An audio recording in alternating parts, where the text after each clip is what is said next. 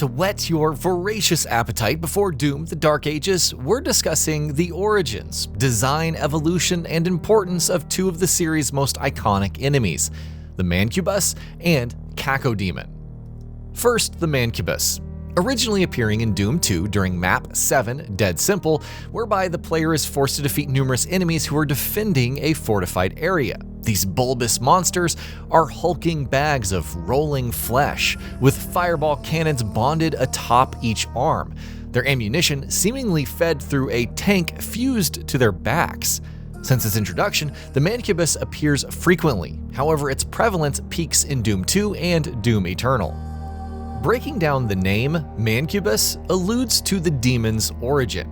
The suffix cubus derives from the medieval folkloric demons incubus and succubus, male and female variants of enemies. Man potentially alludes to men, humanity, the human form, or from Latin verbs manducare, to chew or devour, manducus for glutton, or mancus, to be crippled or having missing limbs, the latter perhaps alluding to weaponized arms. Demons are considered incapable of procreation, hence their demand for human hosts.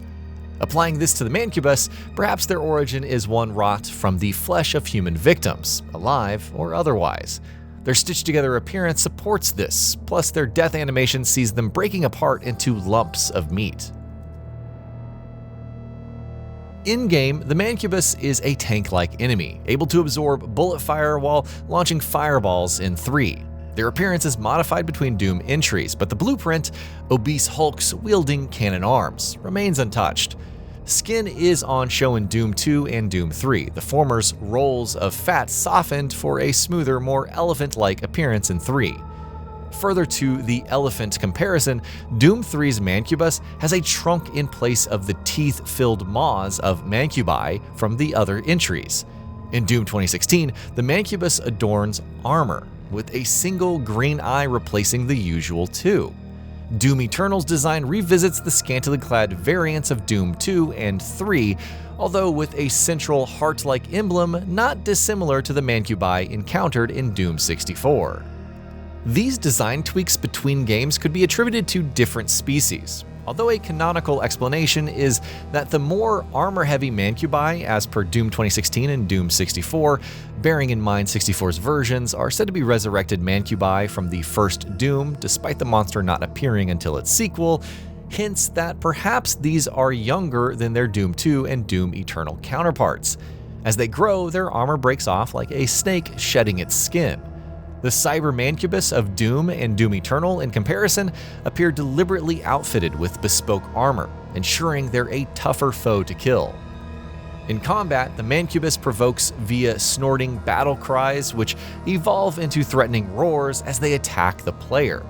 Interestingly, the dying phase of the Mancubus, alongside spider demons and cyber demons, features noises derived from sources other than their vocals.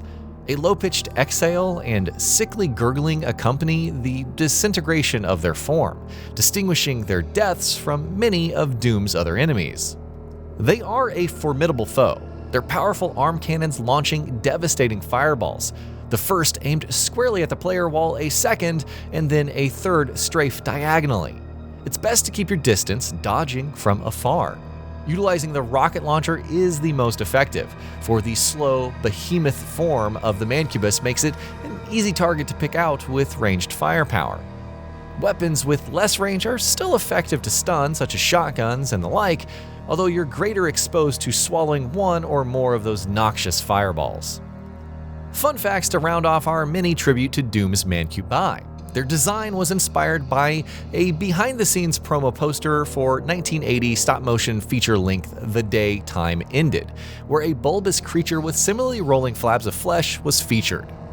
Early, now discarded versions saw the Mancubus launch projectiles similar to the Baron of Hell and Hell Knight enemies, although this was likely changed for lore-specific reasons. See, the fuel for the Mancubi's firepower is its own rotting innards, so something to separate it from its Minotaur-like counterparts was pretty necessary. Now, arguably the most recognizable of all of Doom's maleficent monsters, the Cacodemon. These floating redheads of jagged horns and razor-like teeth are somewhat of an unofficial mascot for the Rippin' and Terran FPS series, appearing right from the very start in Doom's 1993 debut, and reappearing in numerous distinct forms in each subsequent entry. In fact, alongside imps and specters, the Cacodemon is the most common enemy type. Their low maneuverability makes them a relatively easy target, yet blasting them out of the air rarely fails to satisfy. The exception perhaps is Doom Eternal's Incarnation, which sees the Cacodemon capable of rapid firing a series of projectiles in conjunction with a lunging, biting attack. Here, they're a demon less to be trifled with than in prior entries. The etymology of the Cacodemon derives from the ancient Greek Cacodemon, Caco meaning evil, and daimon, of course, meaning spirit or demon. Their original design takes clear influence from the Beholder in Dungeons & Dragons, with a visage of a one-eyed monster occupying the cover for the Manual of the Planes, a D&D text outlining planar cosmology of the role-playing game's universe. Non-fussy and uncomplicated lore-wise, Cacodemons originate from the murkier depths of hell in a place dubbed the Slothlands, and their movements and motivations are driven by hunger.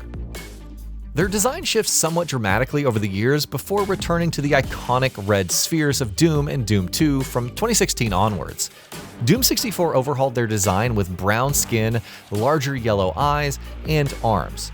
Doom 3's Cacodemons changed appearance again, becoming much less spherical and more akin to a severed reptile head complete with multiple eyes, dangling tendrils, beige skin, and a very visible brain poking out of a gap in its cranium. Doom 2016 returned to their classic red design, which was iterated on in Eternal, albeit remaining largely the same.